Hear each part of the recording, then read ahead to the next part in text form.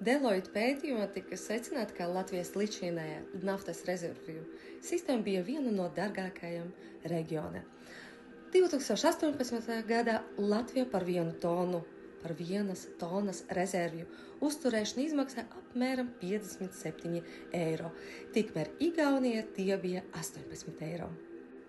Deloitte aprēķināja, ka pie Latvijas rezervju apjoma aptuveni 336,8 tūkstoši tonu potenciālais ietaupījums varētu būt 13 miljonu eiro gadu, bet mums nav šo daudzumu. Latvijā ilgstoši darbojas tā sauktā biļešu sistēma, kur valstī nepiederēja pati degviela, bet tikai tiesības krīzes gadījumā to pieprasīt no komersantiem.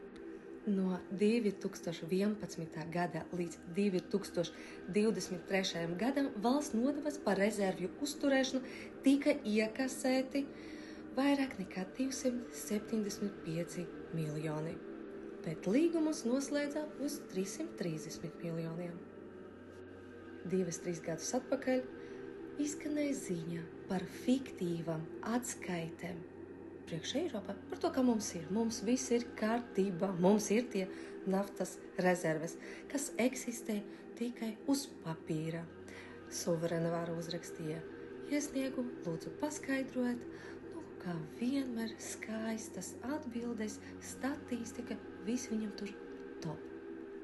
7. maijā Rēzekne naftas rezervuāros ietriecas 2 droni, kas bija tukšas. Šai firmai pieder 9 cisternas, un kopējais apjoms, ko viņa varēja glabāt, ir vairāk nekā 11,000 tonu.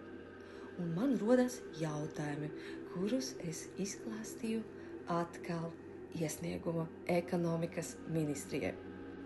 Cik liela daļa no Latvijas naftas rezervēm atrodas Latvijas teritorijā? Vai kāds apjoms no kopējām rezervēm ir operatīvi, fiziski pieejams Latvijas iedzīvotājiem pirmais 24, 48 vai 72 stundas laika? Ja nedod Dievs, būs kaut kāda ārkārtēja situācija. Protams, es gribētu, mēs Latvijas iedzīvotāji gribētu zināt, vai posesori, kad pārņēma funkcijas, veica valsts naftas produktu drošības rezervju sistēmu auditu. Vai audīta tikai izvērtēt rezervju objektu aizsardzība pret dronu uzbrukumiem, sabotāžu un citiem apdraudējumiem? Paldies visiem par atbalstu, ka sekojat. Es jūs informēšu, kad saņemšu atbildi.